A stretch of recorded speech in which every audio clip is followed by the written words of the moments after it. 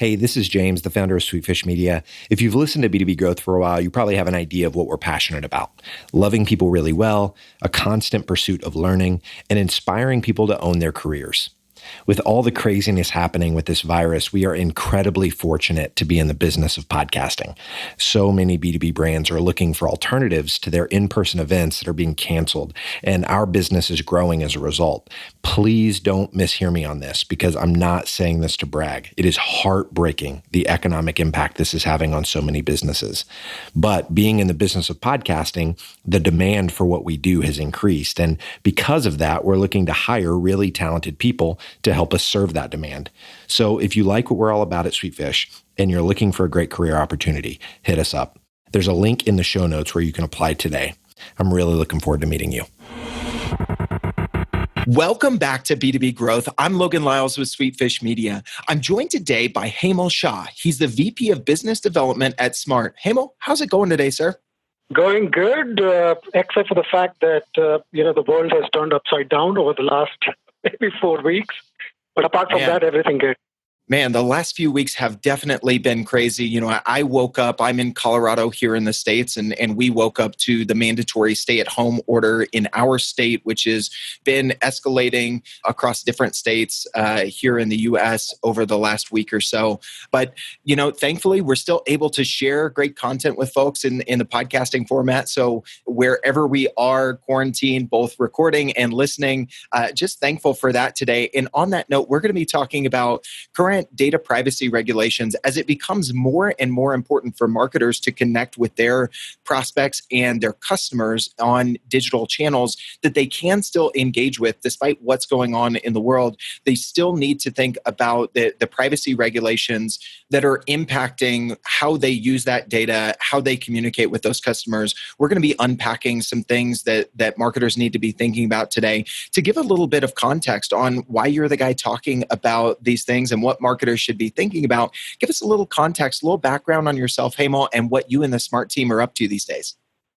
Sure, absolutely. So first of all, about me. So I've been selling data solutions for the last, I would say, 17 years of my career, and different type of data solutions, spend data solutions, invoice data solutions. And then over the last 7 years, selling a lot of marketing data solutions, lead gen solutions. And 2-3 years back, there was a lot of noise around data privacy, right? Because when we are talking about marketing data, we are talking about personal data, people data, PII information, email addresses, phone numbers, etc. And there are, of course, a lot of privacy concerns. And I think since 2018, there is a law in place, GDPR, and there are many other similar type of laws in different types of the world. So people are getting concerned, but SMARTe as a company has always been a responsible data partner, right? So we are 15 years in the business, data business. And then even before all these different privacy laws came into play, especially GDPR, we were actually delivering that type of data. So I can give examples of, one of our clients that we signed up as early as 2011, right? And they are actually headquartered in Germany.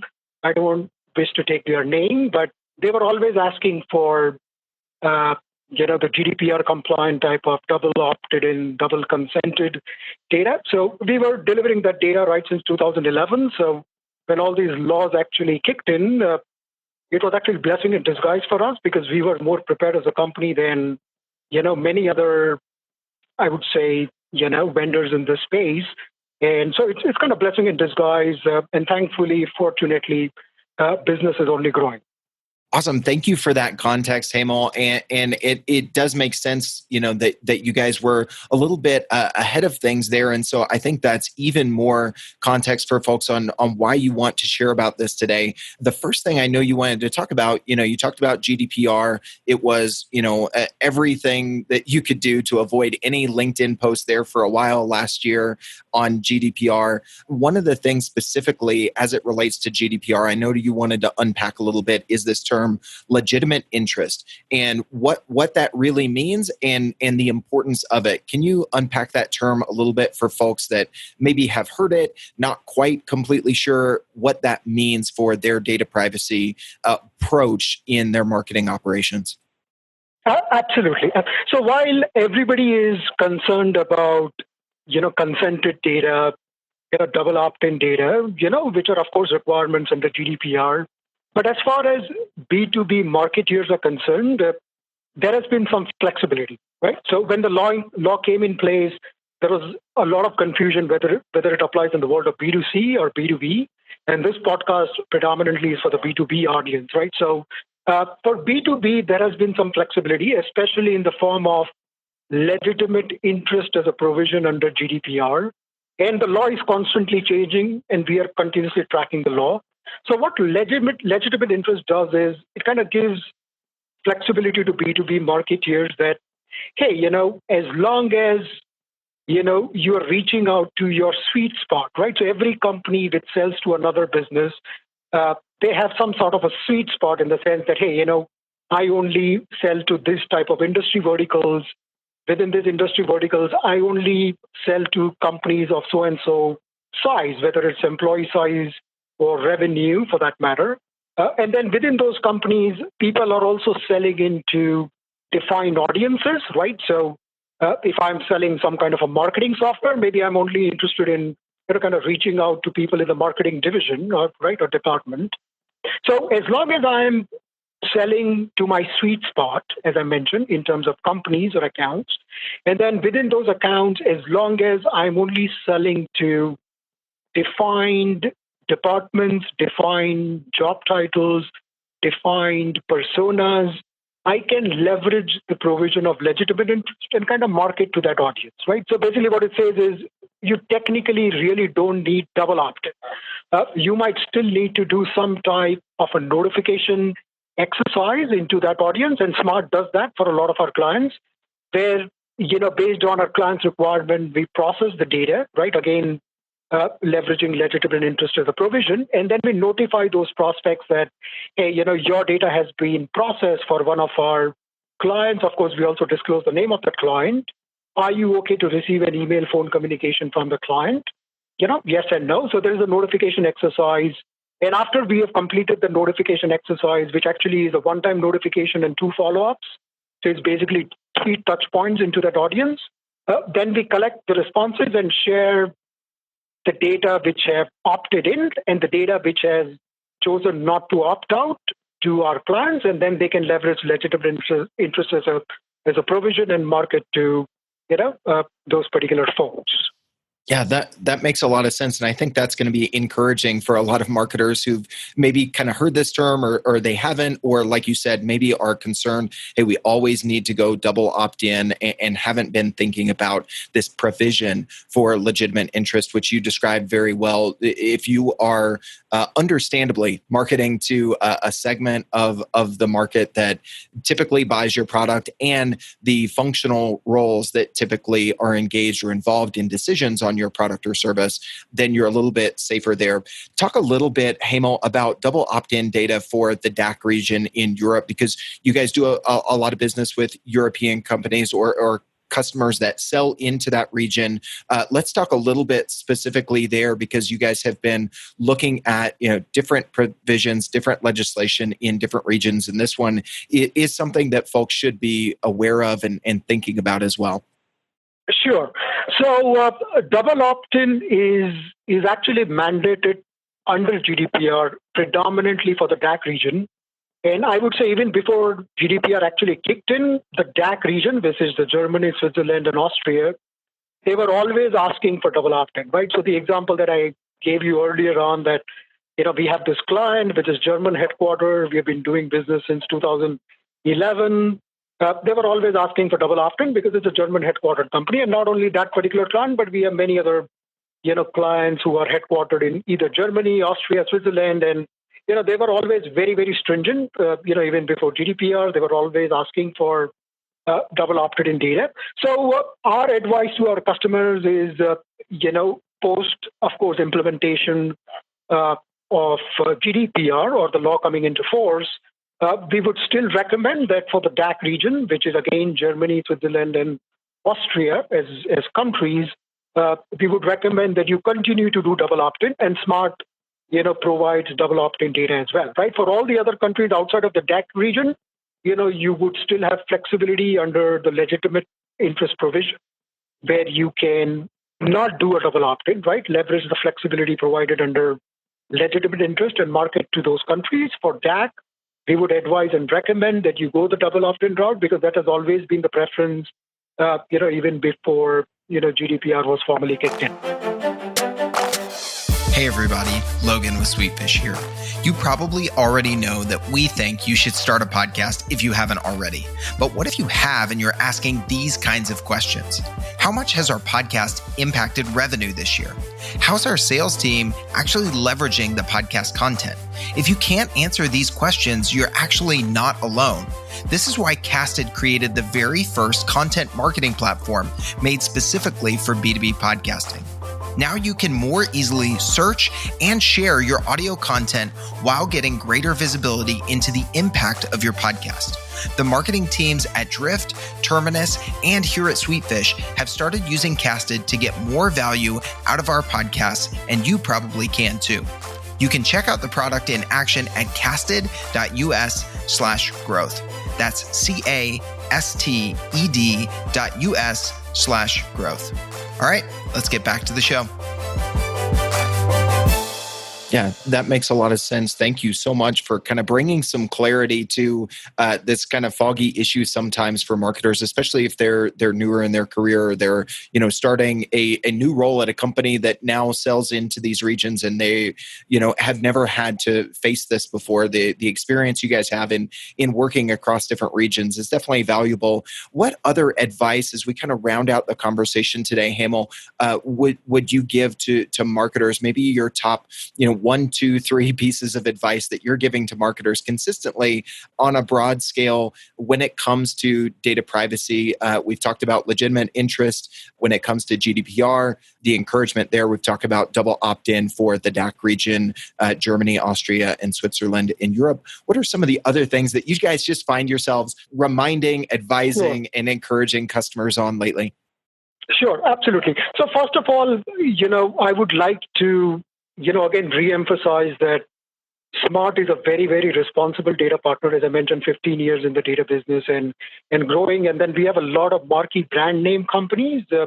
Unfortunately, I can't take a lot of names without their permission on this particular podcast, but these are some of the largest software product companies out there in the world. A lot of them are headquartered in Silicon Valley. A lot of them headquartered in London, different parts of the world. So we are a responsible data partner, and we would absolutely encourage each and every client, as well as maybe new clients and prospects, that we sign up in the future, to abide by the law, because that is our responsibility collectively, right? As vendors, as clients, as prospects, as part of this ecosystem. It's sensitive information. Private information, so that absolutely should not be abused. And however, as I mentioned, there are flexibilities under the law, and then legitimate interest is one of them. And then the other thing, which is also available in GDPR, and I think some of the clients or prospects are not even aware, is technically calling is allowed, right? So if you have a phone number of, say, one of your prospects, and even an email address of one of your prospects, if you have not gone through a legitimate interest or some kind of a consent exercise, you're not allowed to email. However, if you have a phone number, you can still call the person. So we see a lot of our clients, leveraging. A lot of them are not aware, but the guys who are aware about this provision would pick up the phone, right, and call the prospects. And if they get a connect, right, they would not start by straight away introducing their company or the product or the solution that they sell. They would just ask a very simple question to begin with. Do I have permission to speak with you, right?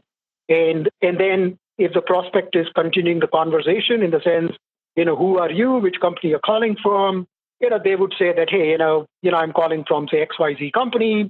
I got your data from a third-party data partner, SMARTe. So do I have permission? So in a sense, what they're doing is, given that calling is allowed, even before they're pitching their company or the solution, they are actually seeking a consent. So this is one of the ways some of our clients are doing it. Some of the clients are also, even though emailing is not allowed, in the sense mass emailing, they would still do one-to-one emailing, right? Where they would reach out to a prospect one-to-one. So this is custom emails, not mass emails, and with a very, very custom content and messaging. I got your data from, a third-party processor, again, SMARTe, and I do know that, we don't have consent. However, we have a lot of interesting solutions for you, right? Because you are the right audience. So would you be kind enough to give us a consent? So, people are using, I think, some level of creativity. I'm not saying that this is across the board. So what I would also like to share here is some of the very large customers that we have are, of course, very, very conservative, right? Because there are some very defined fines under GDPR, right? So they want to take a conservative approach, and most of them would, just do a double opt-in, right, for most of their data requirements, just to be on the safer side. However, a lot of our mid-tier customers, a lot of our startup customers, who might not have a lot of resources and money to, go ahead and do a double opt-in for every data point or every contact, would use, of course, some of these creative mechanisms in terms of connecting. So, of course, again, not abusing, but, doing a very light connect and still seeking a permission and a consent. And if they, get an affirmative response from the prospect, then continuing the conversation, introducing themselves, introducing their company, and all the great things that, they can do for, the prospect. So, so these are some of the creative ways in how our clients are kind of dealing with GDPR. Yeah, I think that's great context for a lot of listeners. We talked about 4 ways to really be able to still do our job as marketers and comply with the data privacy regulations, looking at what is legitimate under legitimate interest, not to be too meta there, thinking hard about double opt-in, especially in the DACH region, but then also realizing that phone calling is treated differently than emailing, as well as one-to-one emails, if you tailor your approach, can be a little bit different than mass blast emails as they're considered. So kind of 4 things to round out the conversation for folks to think about. Hemal, if anybody has enjoyed this conversation, wants to take some next steps, has some data privacy or regulation questions based on your and your team's expertise, what's the best way for them to reach out to you guys or just stay connected with some of the content that you're sharing? The best way to reach out is, drop us an email to our marketing team, visit our website, www.smarting.com. There is a lot of content, a lot of resources on the website, again, around GDPR and, some of the other aspects of, lead gen and data. You can also drop us an email or send us an inquiry on the website if you want to have a detailed demonstration of our solution. We also have actually a 20-slide presentation just on GDPR. So, and I just touched upon, a few of the most important things in today's discussion. But if you want to go over, some of the content in detail, we as a company, especially myself, will be more than willing to, spend 30 minutes, 45 minutes, one-to-one, going through the details of that particular presentation and helping all of you understand the additional nuances and detailing, even in terms of, how do you comply with legitimate interest, etc. A lot of that content is available in that presentation. So if you can give us a shout out after this podcast, send a note to our marketing team or, go to our website, send us a request for a demo. We'll be more than happy to, talk to you one-to-one and, kind of share some more interesting information. Awesome. Hemal, thank you so much for that offer, for the content that you shared today, and for the time in being a guest on the show. I really appreciate it.